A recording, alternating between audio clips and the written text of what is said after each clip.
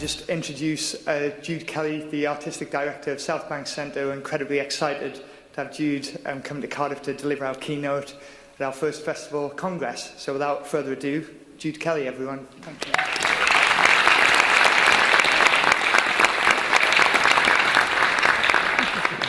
Well, thank you so much. It's quite thrilling to give an inaugural lecture. I'm going to put that on my CV. And also, it's so nice that you welcomed me into this, because in some respects, in some ways you could say I'm a newcomer to festivals, and I'll explain what I mean by that as we go on.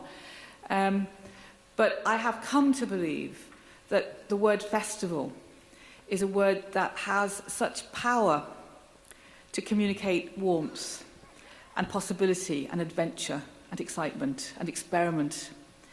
And the word festival has the power to communicate commemoration and memory and meaning. The word festival allows people to include themselves on their own terms. The word festival doesn't seem to have any walls or barriers.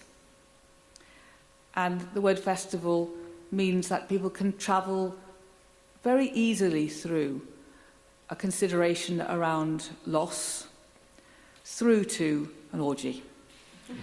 And maybe, in fact, both of those things come together in one finally, I don't know. But the word culture is hard. The word arts is very difficult. And there are many, many reasons for the difficulty with those two words. They're important words. I mean, the arts is such an important word. And culture is an important word. But because of economics, because of class, because of power, because of discrimination, those words are used in different ways that make them loaded, that make them toxic, that make them complex and difficult to explain.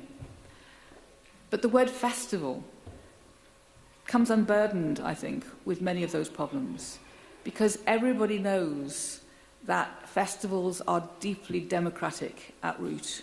And as Alison said at the beginning, everybody knows that nobody can say, I don't do festivals, because they will know that maybe their grandma and their granddad did do the cider festival, or maybe their school's done the local festival. So I love the word. And as a theatre director, opera director, I've always been passionately interested in how you told stories in your back garden and then got the neighbours to listen to them. And then that turned into, well, wouldn't it be exciting if I could hear the neighbours' stories, actually, and I'll listen to them, and then maybe turn them into stories. And then it became, well, how could we tell stories to each other? And all of that has made me committed to the idea that identity and place have the most potent meanings for people, but only if they're included. They have to be witnessed as having identity, and they have to have a place in which identity can be seen to be theirs. So I've been investigating the idea of the festivals, and of course, in particular, since I became the Artistic Director of the South Bank Centre, which I'm going to talk about in a little bit. But I'm actually going to talk about three areas of my life with festivals. One of them is the Olympic and Paralympics. One of them is the Festival of Britain, which is now the South Bank Centre's home. And the third is the work I do with metal, which I founded in, 12 years ago, whatever that date was, 2001, which thinks of itself as a space to celebrate community. And in that context, of course, festival has to have a role. I had an interesting week a couple of weeks ago. I was in the Northern Territories of Australia, in the Aboriginal community, in a place called Catherine, which is 3 hours from Darwin. And the Northern Territories is the place where the Indigenous community, the Aboriginal communities, are most confident, if that's a word you can appropriately use, it's not an easy word to use about the Aboriginal community, but in the sense that that is clearly defined as a territory that is more securely about the identity of the Aboriginal than any other area of Australia. And I was helping to put on the Women of the World Festival, which is a festival that I founded 5 years ago at Southbank Centre, which now travels to different parts of the world. And I was moved and delighted to think that something that had been created for, not for London, but for the UK, to discuss the incredible potential that girls and women have, and the amazing history that girls and women have had, albeit often unwritten and unsung. I was so moved to know that actually the Aboriginal community decided, well, we want this festival because we have a story to tell. And we're going to use this festival to speak to our white neighbours, the settlers community, about their experiences of health, welfare, child rearing, history, etc. And this is the second year of the Women of the World Festival in Catherine. Now, if I say that Catherine has a population of 3,000 people, but all the outlying communities, the Aboriginal communities around, it's a very, very extraordinary place to go to. It takes hours to get there, to witness this festival. But it was an example of what you all know, which is that you can organise a festival to speak of the meanings that you think are relevant, and then unexpected consequences happen, and all of a sudden something else has flowered. And there you are, falling in love with humanity even more deeply. And that really, to me, is the big point of festivals, to fall in love with humanity. At the same time as I was doing that, another woman who had been inspired by the Women of the World Festival was in Alexandria, putting on a WOW festival in Alexandria, in Egypt. And she told me the funniest story, well, chilling in a way. She said it had taken her a long time to try to get this festival off the ground, having come to the WOW festivals before, and she'd gone to the army. She knew she couldn't do a festival without the army's involvement, and she'd said to the army, this is a festival that will not be civil disturbance, this is a festival that will bring people together, there are so many issues that women are facing in Egypt, you know, I'd like your support. And the army said, how many people are going to come? And she said, well, I think, one. She said, I'm hoping for 3,000 people. And he spent ages and ages scratching the desk with his pencil. And he said, 3,000 people. And he said, well, you'll be wanting 3 tanks then.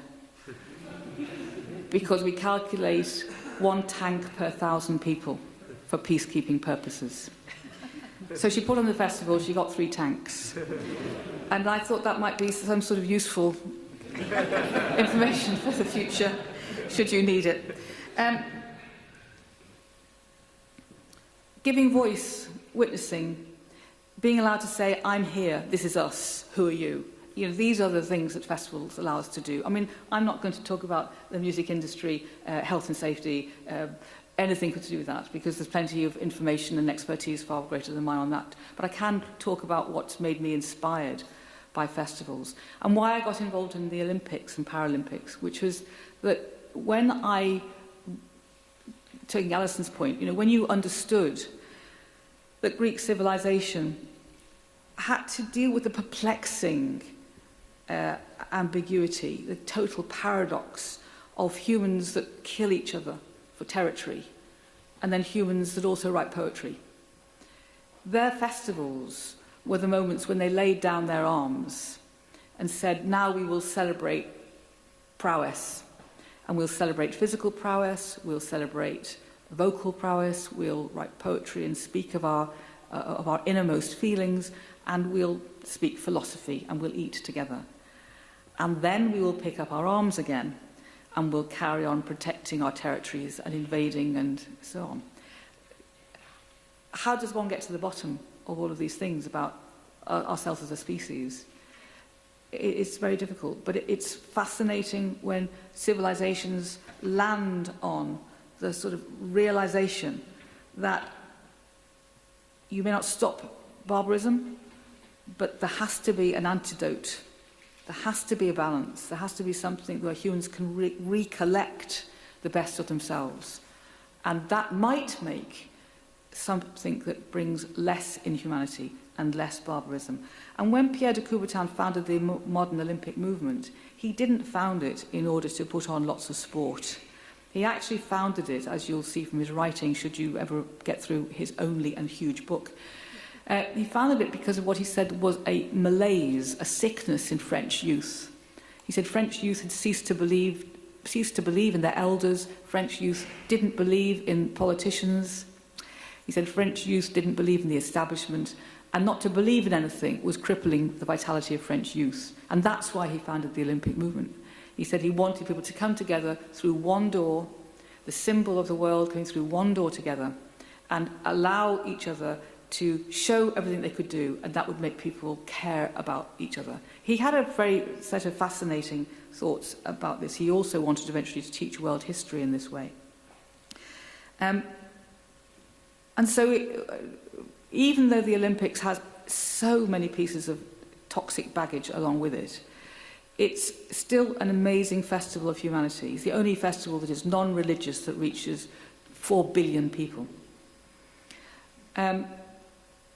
And I suppose the most transgressive and mind-blowing festival in that context is the Paralympics, because the Paralympics changed everybody's sense of what a human could do. And that is a festival of sport, obviously, and we're here mainly talking about a festival of the arts, culture, often music. But it's an incredible thing when humans witness prowess, fantastic ability, and especially from people they had written off or hadn't included. And I think this territory of groups of people saying, we want to create a festival because we want to celebrate and strengthen who we are.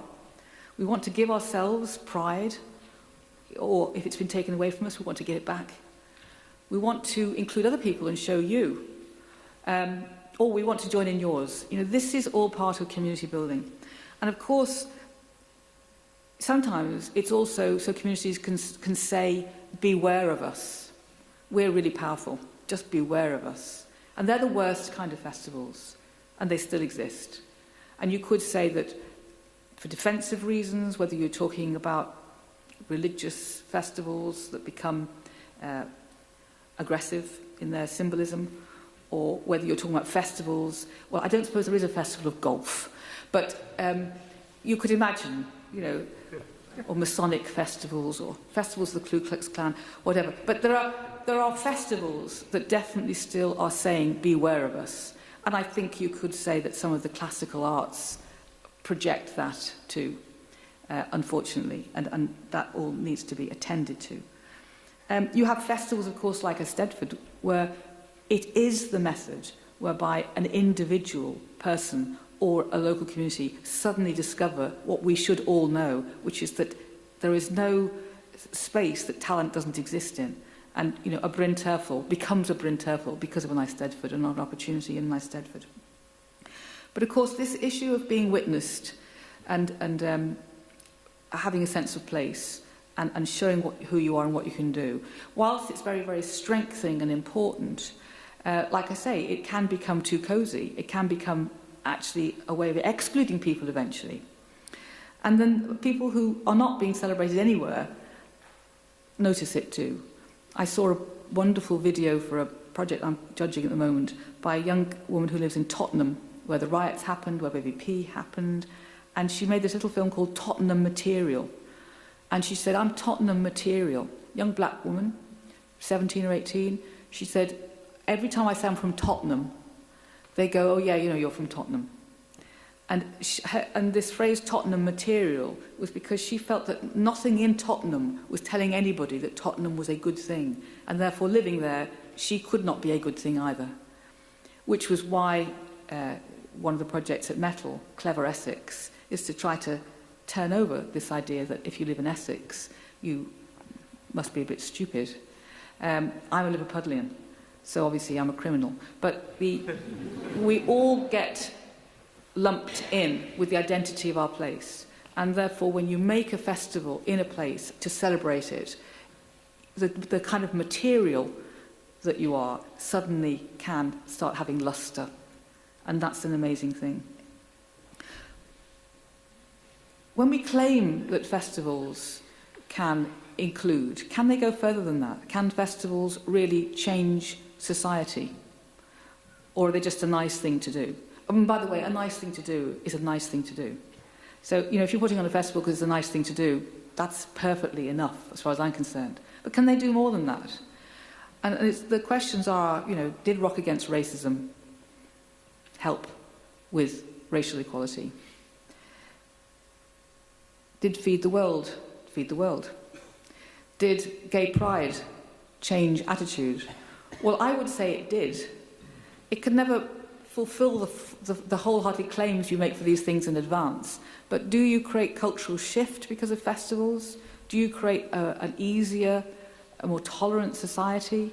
Hopefully you do. Do you allow people to bump into people that they hadn't thought they would? Is it like a kind of bustling port city where you think, well, I've got to get along with that man and his parrot, as well as that nun who seems to be going somewhere, as well as this person over there who's juggling? I mean, to see all of this kaleidoscope of humanity which is what the best festivals offer you. That, I think, is a good thing for us. It makes us understand that we've got to budge up and give room for everyone. And I think you can really change the culture of the country. And if you think, just in this country, the UK, of some of the attitudes of formal politics around gay culture, around racial prejudice, it isn't the politics that have made the society more tolerant. It's actually culture. And at the moment, I would say that the big immigration debate, we could tackle a lot more of that if we had real diversity at grassroots level in festivals. And I hope you won't mind me noticing, but we don't, even in this room. So there's a long way to go, I think, for us to be able to confidently say that festivals is one of the great methods of creating not only community glue, but actually a kind of different sort of activism about the world that we wanted to live in. So let me come to why I got involved in the South Bank Centre and what we're trying to do. I'm just going to whiz through these. I mean, not all of these are festivals, but mainly they are. And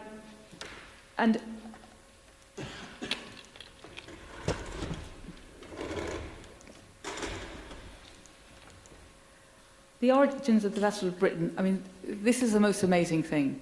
Because if you say the Festival of Britain, 1951, you probably imagine something rather sort of full of pageant and something that was rather establishment. It was actually the most incredible moment, I think, the most progressive moment in a world where probably never before had humans been so shocked by what they'd done to themselves. That's called the Dome of Discovery, which is one of the parts of the Festival of Britain. The Festival of Britain was originally going to be a celebration 100 years on from the Great Exhibition, which would indeed have been pomp, ceremony, and a celebration of colonialism. But after the Second World War, after the Holocaust, after Stalin, after Hiroshima and Nagasaki, the world went, my God, what happens when barbarity and technology combine? It's unbelievable. And we're in this situation now, to an extent. What happens when barbarity and technology combine? And the world was so terrified that lots of things happened as a result. People came back and created the United Nations. They created the Declaration of Human Rights. They set up all kinds of agencies right around the world to keep and maintain peace. And in Britain, they introduced all sorts of social reforms because, the recognition that equality had to happen, welfare, education, National Health Service, and funding for the arts for the first time. And the Festival of Britain took a completely different tack. It decided that it wanted to take the phrase from the war artists, the propaganda of the imagination, and say, what would happen if we imagined what peace would look like? How could we keep it? We have to imagine. And so this amazing festival, 8 million people came, which was a third of the British population. 50% of the artists who made the Festival of Britain were refugees. Most of them were under 25. It was a completely different idea about who a festival was for in Britain, and it was for everyone. And that's the legacy, really, which ever since then, when I joined, I've been trying to develop an idea that everybody has the right to express themselves, everybody has the right to involve themselves in watching expression.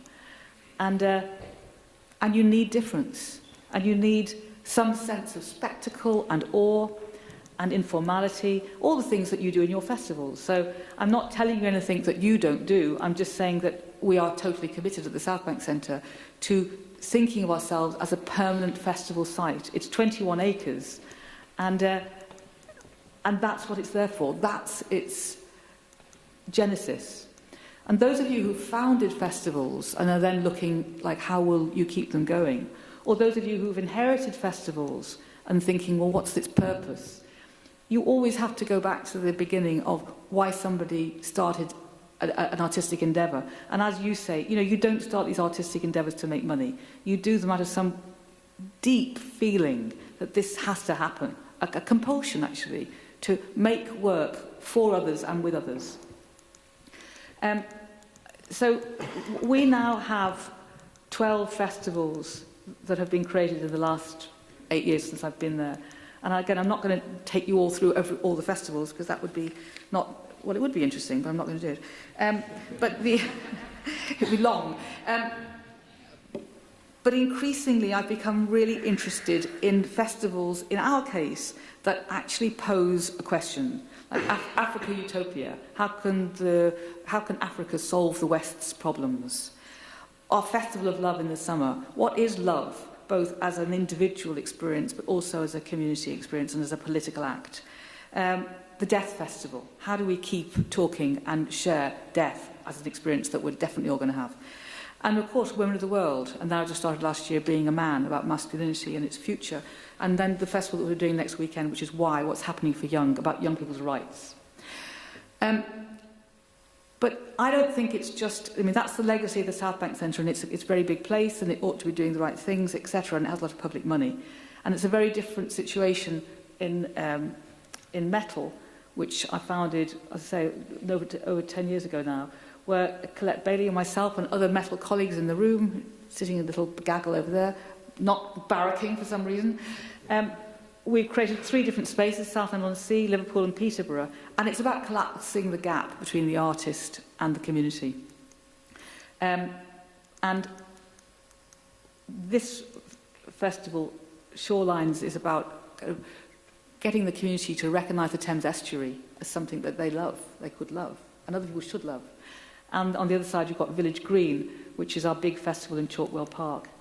And really, these festivals, as I'm sure you've just said, the festivals build the economy locally. They don't just build the economy, they build the confidence of the cultural communities. They build the confidence of everybody. And all of a sudden, you see that people are creating the fringe festival of your festival, and they're creating the alternative to your festival. And irritating as that might be, what it really is demonstrating is imitation is the sincerest form of flattery, and actually people are beginning to do stuff.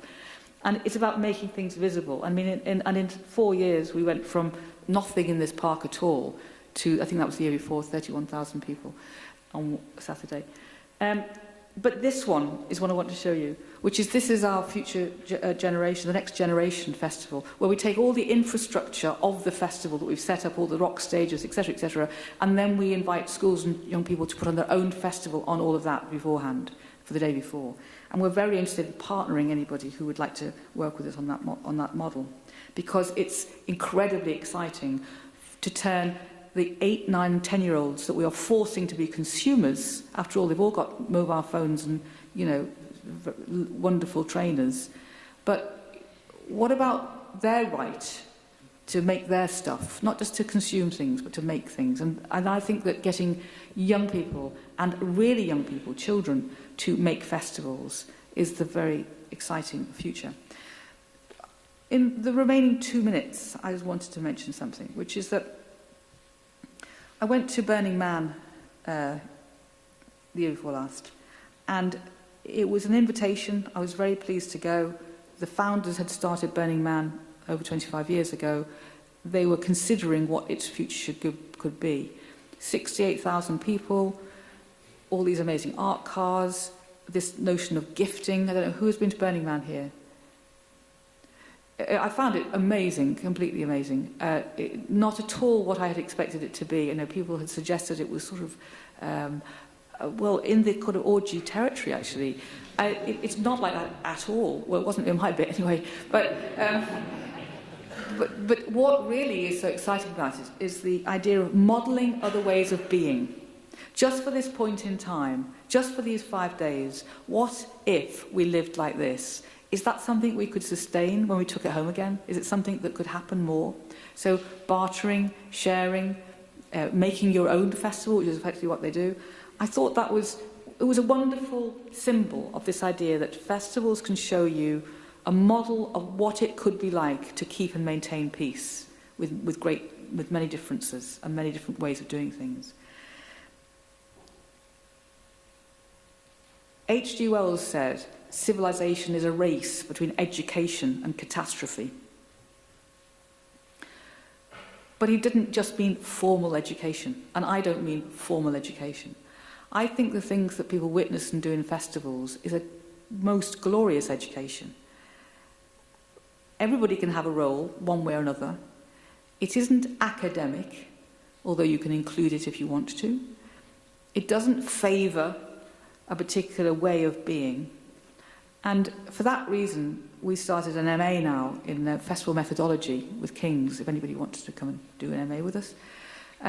Because I do really believe that the Greeks usually got a lot of things right. And the future of festivals as a way of celebrating, witnessing and including is something which changes the nature of culture. And the politicians catch up if they're lucky. And I do think that there's always this race between education and catastrophe, but you're all on the side of a future where people are included. I mean, that's the politics that you've engaged with. And even if you wouldn't name it as that or call it as that, you must like people. Otherwise you wouldn't be doing it. And really liking people and committing to humans, strangers, putting on all this work for total strangers, that's an amazing thing to do.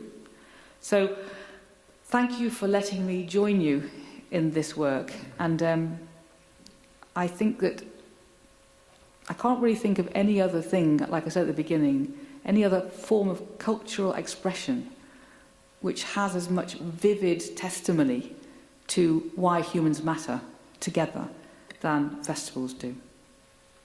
Thank you.